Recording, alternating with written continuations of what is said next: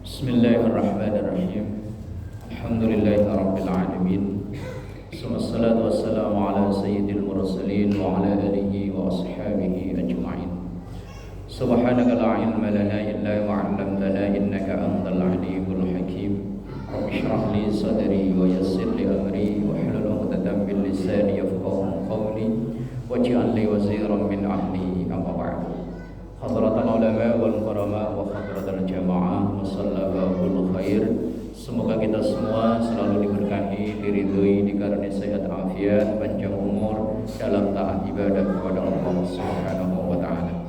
Alhamdulillahirabbil alamin alladzi ila wa syafaati Rasulillah sallallahu alaihi wasallam wa ila hadratin Nabi Mustafa wa alihi wa sahbihi azwajihi wa dzurriyyatihi wa ahli baitihi rahmati ummatihi minal muslimina wal muslimat wal mu'minina wal mu'minat ayyana makanu. Khususun mu'allif hadzal kitab al-Imam Abi Zakaria Yahya bin Syaraf An-Nawawi Ad-Dimashqi bi barakatil Fatihah. A'udzu billahi minasy syaithanir rajim. Bismillahirrahmanirrahim. Alhamdulillahi rabbil alamin arrahmanir rahim maliki yaumiddin. Iyyaka na'budu wa iyyaka nasta'in. Ihdinas siratal mustaqim. Siratal ladzina an'amta 'alaihim ghairil maghdubi 'alaihim waladdallin. Amin. Bismillahirrahmanirrahim. Kita melanjutkan ngaji kita dari kitab Riyadhus Shalihin, memasuki bab yang ke-19, babun fi man sanna sunnatan hasanatan aw sayyi'atan. Bab yang menjelaskan tentang bagaimana seseorang yang meninggalkan sesuatu hasanatan, apakah itu peninggalan baik, au sayyi'atan atau peninggalan yang buruk. Seperti biasa, setiap awal bab penulis kitab ini Imam Nawawi selalu mengutip ayat. Dan ayat di bab yang ke-19 ini ayat yang berisi doa, termasuk doa yang banyak kita baca. Qala Allah Ta'ala, firman Allah Ta'ala surah Al-Furqan ayat 74, walladzina yaquluna rabbana hab lana min azwajina wa dhurriyyatina qurrata a'yun waj'alna lil muttaqina imama. Kalau dalam istilah urutan, kalau boleh doa itu di ranking tertinggi itu adalah doa yang diambil dari ayat-ayat Quran, kayak ini tadi ini. Kalau kita berdoa, doa itu diambil dari ayat Quran, kita ngerti nggak ngerti, ada nilai pahalanya. Itu kalau diambil dari Quran. Seperti tadi, Rabbana hablana min azwajina wa dzurriyyatina qurrata a'yun waj'alna lil muttaqina imama. Atau doa yang di akhir surah Al-Baqarah, Rabbana la tu'akhidhna in nasina, kemarin yang kita bahas di bab yang kemarin, sampai wamsurna 'alal qaumil kafirin. Atau doa yang paling banyak kita baca, Rabbana atina fid dunya hasanah wa fil akhirati hasanah wa qina adzabannar.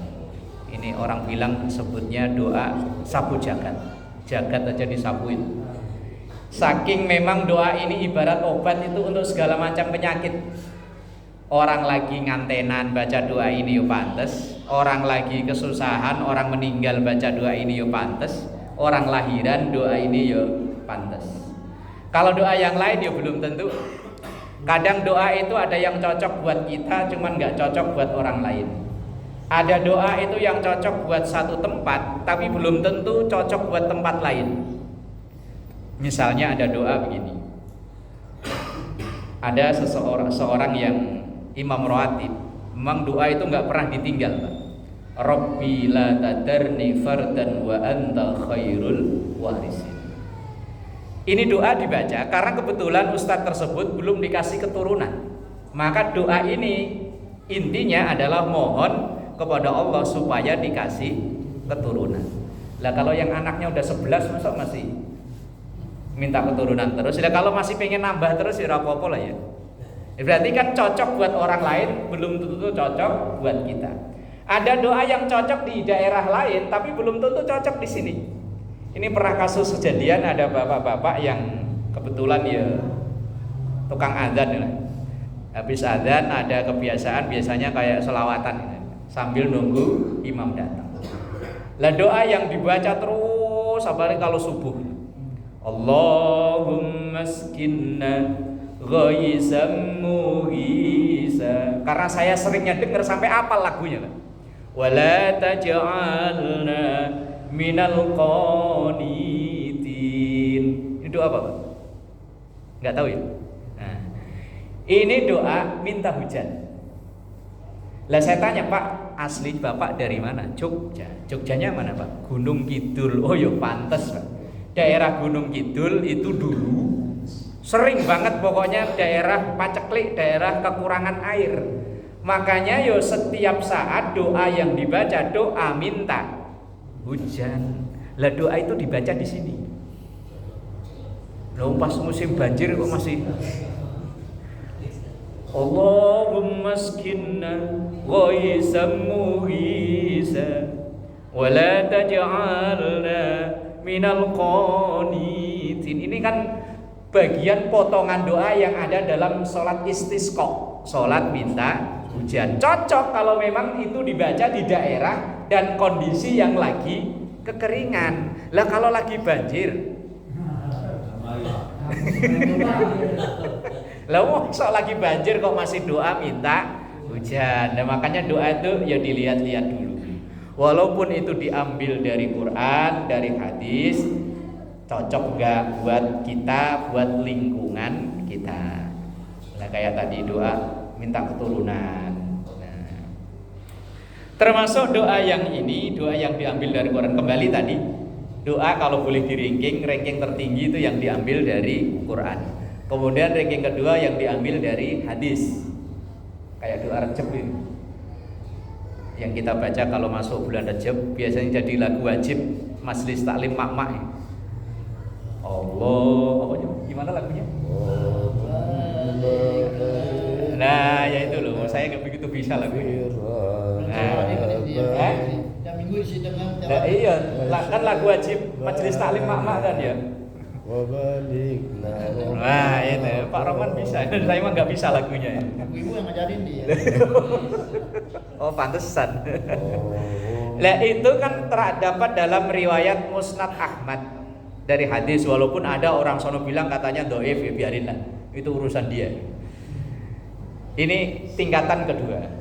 Seperti doa yang sering kita baca, Allahumma inna nas'alukal huda. Nah, itu dari hadis. Itu peringkat kedua setelah yang tadi diambil dari Quran. Kemudian yang peringkat ketiga adalah doa yang diijazahkan oleh guru. Kadang entah kita ngaji di mana, kemudian guru tersebut mengijazahkan satu amalan doa, itu peringkat ketiga. Peringkat keempat, doa yang kita paham artinya. Lah kalau kita orang Arab yo pakai Arab ya. Orang Inggris ya pakai Inggris, orang Sunda ya pakai Sunda, lah orang Madura ya Madura, lah ya. Yang paling kita paham kan bahasa kita. Lah yang orang Jakarta ya pakai bahasa Jakarta. Itu doa. Lah yang paling tinggi kalau bisa ya yang diambil dari ayat Quran. Karena selain kita berdoa juga membaca Quran. Termasuk yang ini. Walladzina yaquluna rabbana hab lana min azwajina wa dzurriyyatina qurrata a'yun waj'alna lil muttaqina imama. Walladzina dan orang-orang yaquluna yang mereka pada berkata atau berdoa, Rabbana ya Tuhan kami, hab lana karuniakanlah kepada kami min azwajina. Ini teksnya jamak, azwaj berarti istri-istri kami. Ini kalau doa jangan diterjemah Pak, apalagi yang aminin istri. Lagi bapak sholat di rumah berdua sama istri, ya Allah karuniakanlah kepada kami istri-istri kami, yang di belakang bukannya amin. Ini ini ternyata punya simpenan. Tapi teksnya memang pakai bahasa jamak nih, Pak. Azwat. Kalau satu itu zaud, kalau banyak azwat. Dalam Arab itu kan 1, 2 jamak. Kalau Inggris kan 1 sama jamak, tunggal jamak. Kalau Arab tunggal, 2 jamak, mufrad tasniyah jamak. Lah ini pakai teksnya, ayatnya pakai azwat jamak. Kalau diterjemahkan Rabbana hablana, ya Allah karuniakan kepada kami min azwajina dari istri-istri kami. Loh, kalau yang ngaminin istri kan bisa curiga ya.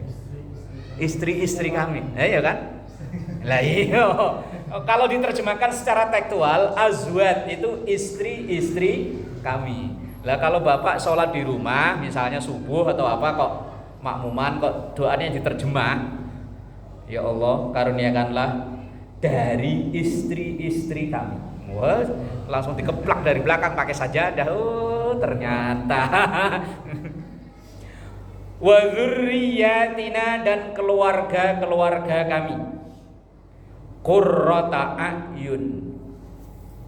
Qurrata a'yun itu kalau dimaknai secara tekstual menjadi sumber mata air, atau dari makna yang kita yang menyenangkan. Tentu yang menyenangkan ya istri, anak, cucu, keturunan kita yang soleh dan solehah, yang menyenangkan. Kalau doa Nabiullah Ibrahim ya Rabbi habli minas salihin. Waj'alna dan jadikanlah kami lil muttaqina untuk orang-orang yang bertakwa imama sebagai pemimpin, sebagai imam. Lah ayat ini itu secara tidak langsung kita memohon kepada Allah agar anak cucu keturunan kita semua ini menjadi qurrata a'yun, yang membanggakan, yang menyenangkan. Dan keturunan yang menyenangkan itu yang soleh dan solihah, dan yang soleh dan solihah itulah peninggalan kita yang paling berharga. Makanya dimasukkan dalam bab sanna sunnatan, siapa yang punya peninggalan. Lah peninggalan kita yang akan terus mengalirkan pahala kan ada 3. Hadisnya sangat populer. Idza mata benu Adam in qata'a amalu. Kalau kita semua ini udah gak ada, maka semuanya putus. Udah gak bisa ngaji, udah gak bisa sholat, udah gak bisa puasa, putus. Illa min salasin, kecuali hanya 3. Pertama anak yang soleh dan soleha. Yang kedua ilmu yang manfaat. Ketiga sedekah jariyah. Ini 3 peninggalan kita yang akan terus ngirimi pahala, atau sebaliknya ngirimi dosa. Ya kan bisa jadi jariyahnya rajin, cuman kemana ini jariyahnya? Nah, misalnya ada posko yang di situ buat main apa itu? Kartu. Nah, kalau di daerah saya dulu mulai ini ludo yang di HP katanya. Saya sih nggak tahu mainannya kayak apa, cuman katanya ludo. Asal kadang saya berangkat mau isi pengajian subuh kan, saya dari rumah kadang 3:30 udah berangkat, belum pada bubar. Saya tanya mainan apa sih itu? Ludo Pak Ustaz. Tahu apa ludo? Tahu nggak? Ludo apa? Tahu. Ludo ya ludo katanya. Cuman nggak tahu apa ludo. Nah yuk. Ya kalau yang orang zaman dulu main kartu lah ya. Iya rajin sedekahnya, cuman sedekahnya ke situ tuh. Ya sedekah, cuman sedekahnya ke situ. Orang main begituan difasilitasi, dibikinin pos yang bagus, kasih TV, kasih kipas, kasih jasu, ya, dikasih dispenser, kasih kopi. Sedekahnya rajin, cuman arahnya ke situ. Lah itu ya peninggalan kita juga tuh. Tapi nanti peninggalan yang ngirimi dosa. Atau ilmu, tapi ilmu misalnya ilmu nyolong, ilmu nyopet lah. Misalnya ada orang lontang-lantung nggak ada kerjaan, sini saya ajarin nyari kerjaan. Pokoknya modal kecepatan tangan ini mah. Kayak dulu di film Preman Pensiun, yang orang Bandung itu yang Raja Copet, yang punya Akademi Copet of Bandung. Siapa sih dulu namanya? Saya demen banget nonton film. Bukan, Kang Bahar kan premannya yang raja copetnya itu. Siapa? Yang punya Akademi Copet of Bandung. Setiap ada orang miskin, lemah iman. Lemah begitu miskin, lemah iman langsung diajarin ilmu apa itu transfer duit katanya. Ya ilmu sih ilmu itu ya. Ilmu tapi ilmunya ke situ ya bukan ngirimi pahala tapi ngirimi dosa. Atau anak. Kecuali kalau anak memang sudah dididik semaksimal mungkin tapi ternyata berbeda dengan apa yang kita inginkan, udah selesai tanggung jawab. Tapi kalau anak kita antepin aja, jamnya ngaji nggak kita suruh ngaji, mau kita ajarin sendiri kita nggak begitu bisa, tinggal nyuruh aja sono ke musola, enggak. Anaknya mau kadang, cuman kita orang tuanya yang nggak perhatian. Ya wis, tiga-tiganya bukan kok ngirimi pahala tapi ngirimi dosa. Nah, maka ayat ini tadi termasuk doa yang diajarkan oleh Allah dalam Al-Quran supaya anak kita itu waj'alna qurrata a'yun waj'alna lil muttaqina imam. Agar anak-anak kita itu seperti anak Nabiullah Ibrahim. Anak Nabiullah Ibrahim semuanya yang dari jalur Ishak melahirkan para nabi sampai Nabi Isa, yang dari jalur Ismail melahirkan nabi yang paling mulia yakni Nabi Muhammad sallallahu alaihi wasallam. Semuanya kita nggak pengen punya anak kayak Nabi Nuh, bapaknya nabi tapi anaknya pembangkang yang sampai mati ketika terjadi banjir besar, ya bunayya irkam ma'ana. Nah, ayo nak naik ke atas kapal. Anaknya nggak mau. Kalau sekarang nak, ayo nak maghrib ngaji. Nah, pagi-pagi sekolah. Nah, ini subuh sholat. Anaknya nggak mau. Ya wis. Nabi Nuh udah berusaha, tapi Allah berkehendak lain. Ternyata sampai meninggal anaknya belum iman. Lah di kita mungkin bisa. Setiap kejadian yang dulu-dulu itu kan pelajaran buat kita ya. Ada orang itu yang diuji dengan anaknya kayak Nabi Nuh. Ada yang diuji dengan bapaknya kayak Nabiullah Ibrahim. Anaknya pembawa tauhid, bapaknya tukang bikin patung. Ada yang diuji dengan istrinya, lakinya rajin, ibadahnya tekun, kerjanya getol, bininya na'udzubillahi min dzalik, Nabi Lut. Ada yang diuji dengan bapak angkat, Nabi Musa. Fir'aun itu kan bapak angkatnya. Dari kecil dianyutkan ke kali, kemudian ditemu sama istri Fir'aun, diasuh, ya jadi Fir'aun bapak angkatnya Nabi Musa. Ada yang diuji dengan paman plus besan pula, Nabi kita Muhammad sallallahu alaihi wasallam. Ujiannya di paman plus besan. Abu Thalib itu ya paman, yang ngasuh beliau dari kecil. Tapi nyatanya sampai diambil oleh Allah belum iman. Walaupun ketika Abu Thalib ini meninggal termasuk pukulan besar buat Rasulullah. Karena Abu Thalib ini orang terpandang di suku Quraisy di Jazirah Arab saat itu. Orang-orang kalau mau ganggu Rasulullah itu masih sungkan, gak enak sama Abu Thalib. Begitu Abu Thalib meninggal, merdeka mereka. Nah ketika Abu Thalib ini meninggal, pukulan berat buat Rasulullah. Saat itu ya Rasulullah 12 tahun setelah kenabian. Dan lagi lebih berat lagi, sewaktu belum sebulan istri beliau Khadijatul Kubra juga dipanggil oleh Allah. 2 orang yang menjadi pembela Rasulullah meninggal dalam waktu yang berdekatan. Maka ketika Abu Thalib ini meninggal ya Rasulullah sedih. Maka dalam kesedihan itulah turun ayat, innaka la tahdi man ahbabta walakinallaha yahdi may yasha wa huwa a'lamu bil muhtadin. Muhammad, engkau tidak bisa memberi hidayah kepada orang yang engkau suka, engkau cinta. Ini paman besan yang ngasuh dari kecil, Rasulullah dari kecil, dari umur 12 tahun. Gimana gak cintanya Rasulullah? Tapi Allah berkehendak lain. Sampai wafat, sampai meninggal belum iman. Nah kadang ya ada, kita itu diuji ya dari orang-orang terdekat kita. Maka ada satu makalah, walaupun ini dimasukkan ke dalam kitab Mukhtarul Ahadits, tapi para ulama sepakat ini bukan hadis. Itu ada makalah begini, Mas. Azhadun nas lil alim ahluhu wa jiranuhu. Kadang orang yang tidak peduli keberadaan orang alim, keberadaan tempat ibadah, keberadaan majelis taklim, keberadaan pesantren, keberadaan tempat-tempat begitu adalah ahluhu wa jiranuhu, keluarganya dan tetangganya. Saya dulu waktu ngaji kitab itu kok agak aneh ya, kok malah yang menjadi musuh, menjadi penghalang itu kadang malah keluarga dan tetangga.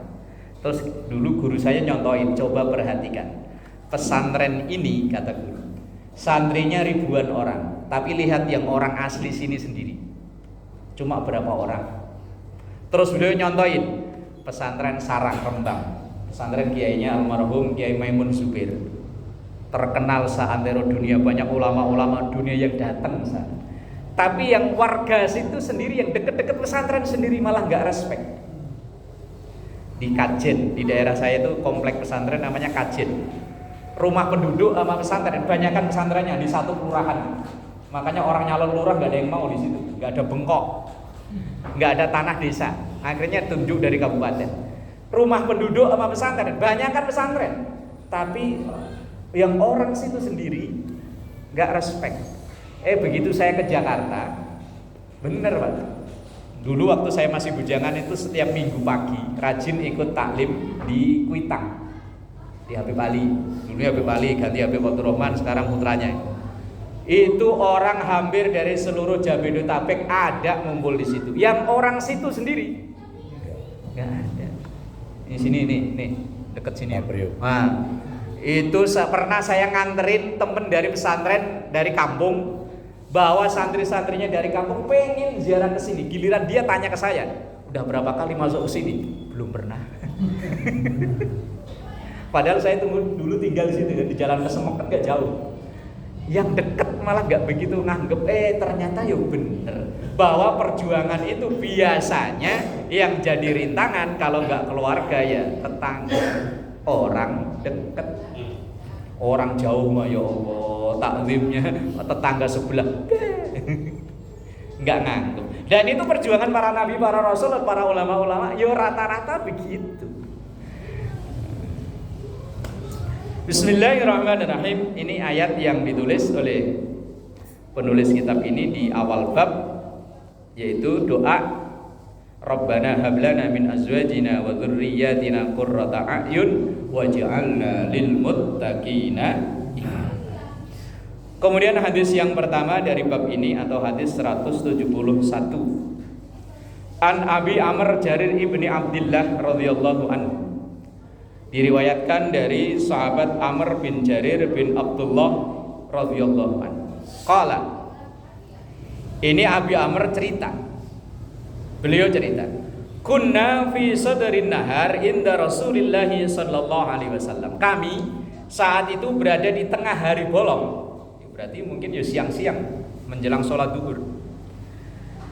Inda Rasulillah sallallahu alaihi wasallam, duduk-duduk bareng dengan Rasulullah sallallahu alaihi wasallam. Ya mungkin saat itu sambil nunggu datangnya waktu zuhur. Karena sadrin nahar. Faja'a qaumun, maka tiba-tiba datang satu kaum uratun, telanjang. Tapi ini bukan telanjang bulat. Muhtabin nimar, ia memakai baju yang hanya nutup ini alat vitalnya saja, aurat besarnya saja. Pakai baju yang dari kulit binatang yang hanya nutup kayak Tarsan gitu kali ya. Mutaqallidis suyuf, dan ia bawa pedang. Wes kayak film pendekar ini. Pakaiannya begitu terus bawa pedang. Amatuhum min Mudor. Lah mereka ini datang dari suku Mudor. Suku Mudor ini termasuk suku yang paling memusuhi Rasulullah. Pemimpinnya dulu ahli syair namanya Labid. Labid ini seorang ahli syair yang setiap saat kerjaannya bikin syair, isinya menjelek-jelekkan Rasulullah sallallahu alaihi wasallam. Kemudian setelah berjalan setahun, 2 tahun, 3 tahun, makin menjadi kebencian mereka. Akhirnya diturunkan azab oleh Allah, kekeringan yang berkepanjangan. sampai binatang ternaknya nggak bisa minum, nggak bisa makan, mati. Airnya kering hingga banyak orang yang kekurangan, kekeringan sampai kelaparan kayak itu tadi. Nah akhirnya mereka datang pada Rasul Shallallahu Alaihi Wasallam dalam kondisi yang mengenaskan tadi. Pakaiannya cuma bisa buat nutupi aurat besarnya saja. Fatama'ara Rasulullah Shallallahu Alaihi Wasallam. Ketika Rasulullah melihat sekelompok dari suku Mudhar tadi, tama'ara. Tama'ara itu wajahnya berubah kayak orang sedih, susah gitu. Ya Allah, orang kok gitu amat ya pakaiannya. Cuma hanya pakai kayak sempak gitu. Lamma ra'a bihim minal faqati, ketika Rasulullah melihat kemiskinan, kekurangan yang terjadi di suku Mudhar itu tadi.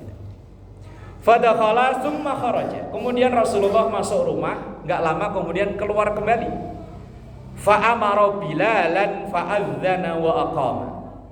Kemudian Rasulullah menyuruh kepada Bilal, sahabat yang berkebangsaan kulit hitam dari suku Habasyah, tapi punya suara yang bagus, diabadikan sampai sekarang. Orang yang mengumandangkan adzan, orang yang komando sholat sampai sekarang disebut Bilal. Dan sampai sekarang banyak orang ya penyanyi bagus-bagus dunia dari kulit hitam. Konon katanya Michael Jackson juga iya ya. Konon katanya, wallahu a'lam. Lah kemudian Rasulullah fa'amara Bilalan, kemudian beliau menyuruh Bilal fa'adzana adzan wa aqama, kemudian qomat. Berarti enggak sholat qobliyah ya? Kalau ngelihat teksnya fa'adzana wa aqama, adzan kemudian langsung qomat. Fa shalla, kemudian salat berjamaah, summa khotoba, kemudian Rasulullah pidato. Berarti assalamualaikum, assalamualaikum, kayak kuliah pengajian duhur gitu. Semacam pengajian duhur, kultum duhur lah. Kultum duhur biasanya di masjid-masjid di Jakarta ini kan rata-rata ada. Begitu assalamualaikum, assalamualaikum, langsung berdiri isi pengajian. Dan itu juga pernah terjadi di zaman Rasulullah SAW. Faqala, dan kemudian Rasulullah membacakan ayat, ya ayyuhan nasuttaqu rabbakumul ladzi khalaqakum min nafsin wahidah wa khalaqa minha zawjaha wa bassa minhuma rijalan katsiran wa nisaa wattaqullaha alladzi tasaaluna bihi wal arham innallaha kana 'alaikum raqiba. Ini biasanya kalau qori ngantenan biasanya sering dibaca ya. Acara nganten biasanya dibacakan ayat ini kan. An-Nisa ayat pertama. Ya ayuhan nas, manusia. Berarti yang dituju ini bukan hanya orang iman.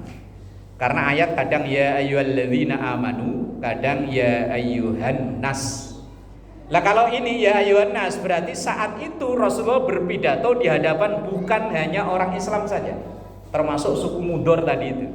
Suku yang sangat membenci Rasulullah. Mungkin Rasulullah dan para sahabat sholat, dia nungguin. Setelah saya sholat langsung Rasulullah berpidato membaca ayat ya ayyuhan nas, wahai semua manusia. Ittaqu rabbakum, takwalah kalian kepada Tuhan kalian, alladzi khalaqakum min nafsin wahidah, yang menciptakan kalian yang asalnya dari jiwa yang satu, yakni Nabi Adam.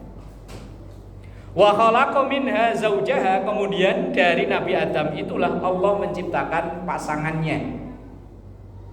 Wa bassa minhuma rijalan katsiran wa nisaa, dan Allah mengembangbiakan jadi banyak kayak sekarang, jumlahnya mungkin miliaran kali ya, miliaran manusia. Awalnya dari satu Nabi Adam, kemudian diciptakan oleh Allah ada pasangannya, wa bassa, dan kemudian Allah mengembangbiakan jadi banyak tadi. Wattaqullaha alladzi tasaaluna bihi wal arham innallaha kana 'alaikum raqiba. Dan kemudian Rasulullah melanjutkan pidatonya yang intinya saat itu Rasulullah mengajak para sahabat untuk berderma, untuk sedekah, bantu suku Mudhar yang kayak tadi. Padahal Rasulullah udah paham betul suku Mudhar ini orang-orang yang sangat benci pada beliau. Tapi begitu datang kepada beliau keadaannya kayak begitu, beliau nggak tega. Langsung sahabat dikumpulin, diceramai. Ayo semuanya pada sedekah. Yang punya duit bawa duit, yang punya baju bawa baju, yang punya makanan bawa makanan. Itu Rasulullah. Coba kalau begitu kayak saya gitu. Orang tiap hari maki-maki saya, begitu datang ke saya padaannya begitu. Langsung ente kualat. Iya, kalau kita kan gitu ya. Ente kualat. Ngomongin sembarangan sih. Oh, makanya tuh kismin kayak begitu. Nah, kita lah kalau Rasul didoain, bukannya hanya didoain, Rasulullah langsung ngajak pada para sahabat untuk sedekah. Tasaddaqa rajulun min dinarihi, kemudian berlomba-lombalah orang-orang bersedekah dengan dinarnya. Wa min dirhamihi, dan dengan dirhamnya. Min saubihi, ada yang dengan bajunya. Min sa'iburrihi, ada yang dari gandum, bahan makanan. Min sa'itamrihi, ada yang dari tamar itu kurma. Hatta qala walau bisyikki tamratin. Kemudian ada yang celetuk, ya Rasul saya nggak punya apa-apa. Kalau syikki tamratin, sepotong kurma nggak punya. Punya ya Rasul, ya nggak apa-apa, udah sepotong juga nggak apa-apa. Kumpulin semuanya.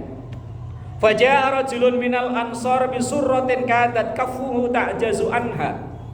Kemudian ada dari sekelompok orang dari suku Ansor yang datang bawa benda, bawa kotak, kalau katakan mungkin bawa karung yang dibawa sampai seakan-akan hampir nggak kuat. Kadat kafuhu ta'jazu anha bal qad ajazat. Summa tataba'an nas. Kemudian orang-orang pada berbondong-bondong untuk berderma, untuk sedekah. Hatta ra'aitu qaumaini min ta'amin wasiyabin. Sehingga kami, kata Abi Amr tadi, melihat tumpukan makanan, tumpukan pakaian itu luar biasa banyaknya dalam rangka untuk membantu suku Mudhar tadi. Hatta ra'aitu wajha Rasulillah sallallahu alaihi wasallam yatahallalu ka'annahu mudhanatun. Sehingga saya, kata Abi Amr, ini tadi yang ceritakan Abi Amr, ngelihat wajah Rasulullah itu kayak berseri-seri, ngelihat para sahabat antusiasnya untuk sedekah. Padahal tadi ketika ngelihat suku Mudhar, wajah beliau kayak orang sedih ngelihat kondisi kayak begitu. Faqala Rasulullah sallallahu alaihi wasallam, kemudian Rasulullah bersabda, nah ini inti hadisnya, man sanna fil Islam sunnatan hasanatan falahu ajruha wa ajru man amila biha ba'dahu min ghairi ayyam qusa min ujurihim syai'un. Kata Rasulullah, siapa orang yang mengawali satu kebaikan, maka orang itu dapat pahala dari kebaikannya itu, dan juga dapat pahala dari orang-orang yang mengikuti kebaikan tersebut min ghairi ayyam qusa min ujurihim syai'un, tanpa sedikit pun Allah mengurangi jumlah dari pahala tersebut. Jadi orang yang pertama bantu itu dapat pahala dari bantuannya itu. Lah kemudian orang-orang kok termotivasi untuk ikut bantu, maka pahala orang-orang yang ikut bantu itu juga didapat oleh orang yang pertama kali ngajak. Kalau contoh lain, ini yang bangun musola Babul Khair, terutama yang mewakafkan tanah, mungkin orangnya udah nggak ada ya, orangnya udah nggak ada. Cuman beliau mengikhlaskan sebagian wakaf tanahnya, kemudian bangun musola kayak ini. Maka yang mewakafkan, yang membangun ini memperoleh pahala dari yang dikeluarkan dengan mewakafkan tanah dan membangun musola ini. Dan juga pahala orang-orang yang memanfaatkan ibadah di musola ini terus didapat oleh orang yang pertama mewakafkan itu. Selama musola ini masih dipakai, masih ada orang sholat, masih ada orang ngaji, masih mungkin bahkan ada orang yang istirahat di sini, maka orang yang pertama akan terus ngalir pahalanya. Jadi pahala itu berlaku sistem apa? MLM, multi level. Nah, pahala juga begitu. Ini yang pertama, naruh saham di sini dengan wakaf dan bangunan. Ini ibarat paling atas, apa namanya? Downline apa? Yang paling atas apa namanya? Yang biasa bisnis begini. Nah, yang paling atas, kemudian penerusnya siapa di bawahnya, di bawahnya, di bawahnya, terus sampai ke kita sekarang ini ada pahala yang terus ditransfer ke orang yang pertama membangun ini. Semakin besar jasanya, yo transferan pahalanya semakin besar. Ini namanya man sanna sunnatan hasanatan falahu ajruha wa ajru man amila biha. Orang yang mengawali kebaikan, ia dapat pahala dari kebaikannya itu, dan pahala dari orang-orang yang terus melaksanakan kebaikan dari awal yang ia ciptakan itu. Terus ngalir terus. Misalnya kok nanti sampai hari kiamat, sampai generasi entah berapa kali generasi akan terus mengalir. Itu man sanna sunnatan hasanatan falahu ajruha wa ajru man amila biha. Lah terus kalau kita yang enggak punya apa-apa gimana? Kita yang enggak punya apa-apa. Kalau yang punya duit sih bisa wakaf dengan duit. Ya paling tidak kita ada sesuatu yang bisa manfaat untuk kita atau untuk lingkungan kita, untuk keluarga kita. Selama itu masih manfaat, pahalanya terus ngalir. Contoh lah misalnya jalanan awalnya ini gelap, kemudian kita mengawali pasang lampu depan rumah kita. Ada rezeki agak mepet sebelah, kita pasangi lagi. Lah kemudian orang-orang pada ikut, jalanan jadi terang sehingga orang mau berangkat subuh udah nggak serem lagi. Awalnya kita yang mengawali, selama itu masih dipakai orang akan terus jalan. Majelis taklim yang ini atau yang ibu-ibu yang pertama kali bangun, selama itu masih jalan dengan sejumlah orang yang hadir di situ, maka pahalanya akan tertransfer ke orang yang pertama kali membangunnya. Para kiai-kiai yang pada bangun pesantren, santrinya ribuan, dari santrinya kemudian bangun pesantren lagi kan terus makin banyak. Nah, MLM kan gitu ya, makin banyak. Tapi sebaliknya, man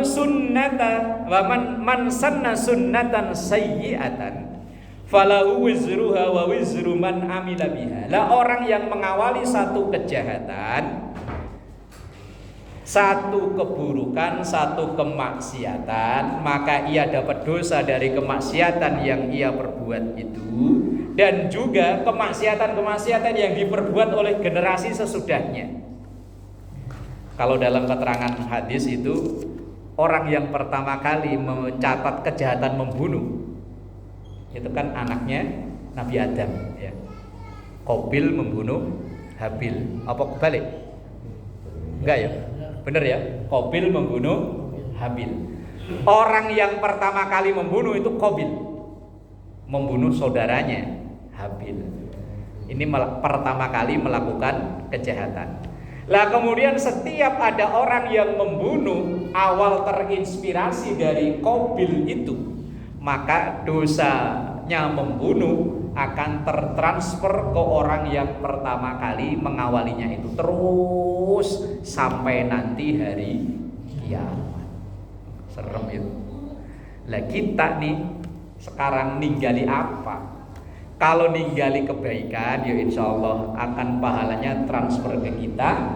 Kalau ninggali kejahatan juga sama, dosanya tertransfer ke kita. Terus ngalir terus. Kalau yang dapat pahala, yang dapat dosa yuk ngalir terus, nggak berhenti selama dosa itu atau pahala itu terus jalan. Ya kayak tadi lah misalnya, kalau tadi yang contohnya yang baik yang bangun musola, contoh yang nggak baik misalnya dia bangun gerdu. Pertama sih ya cuma buat nongkrong, lama-lama buat main kartu, main remi, lama-lama jadi besar, jadi tempat judi. Apa ya tempat judi? Kasino. Kasino. Kasino bukan pemain lawak ya, bukan ya? PKI Sino orang Jawa ya. Kasino orang Jawa, kasino. Kasino. Ya jadi tempat begituan lah pokoknya. Awalnya padahal cuma kecil lah. Orang yang pertama itu bangun, lumayan dapat transferan terus. Setiap ada yang banteng kartu mati, dapat, mati, dapat. Ada tempat orang yang buat minum. Jadi tentu bukan minum Coca-Cola sama Fanta ya. Minum yang lah kok lama-lama jadi bar, jadi diskotik, jadi tempat-tempat begituan, maka dosanya akan terus ngalir. Lah ini yang dimaksud dengan man sanna sunnatan hasanatan au sayyi'atan. Yang kita tinggalkan ini nanti yang mana? Apakah kebaikan atau keburukan? Semakin besar kebaikan yang kita tinggal, transferan pahala ya semakin besar. Sebaliknya, kejahatan yang kita lakukan kok ditiru banyak orang, semakin banyak, maka yo dosanya akan terus ngalir. Yes, maka sebisa mungkin, ini kalau dulu guru saya pernah berwasiat, kalau punya anak jangan sampai bisa baca Fatihah dari orang lain. Pokoknya sebisa-bisanya, entah fasih entah enggak, pokoknya dari kamu sendiri. Nanti tinggal fasihnya, tinggal nanti belajar ke tahapan berikutnya. Pokoknya pertama kali bisa mengenal la ilaha illallah, mengenal bismillahirrahmanirrahim sampai waladdallin, kalau bisa dari kita. Terus kemudian beliau menjelaskan tentang hadis ini. Terus kemudian nanti kalau anakmu baca Fatihah dari kamu, setiap anakmu baca Fatihah dapat pahala, maka orang tuamu ya dapat, orang tuanya dapat. Kemudian anakmu ngajarin ke anaknya lagi, terus ada apa tadi, downline.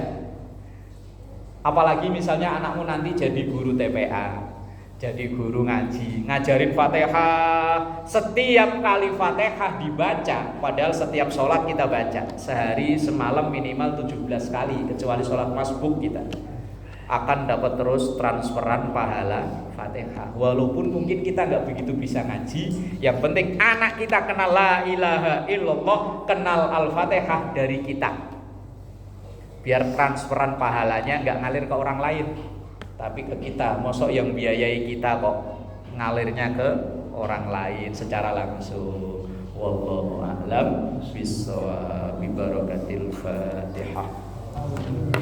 A'udzu billahi minasyaitonir rajim. Bismillahirrahmanirrahim.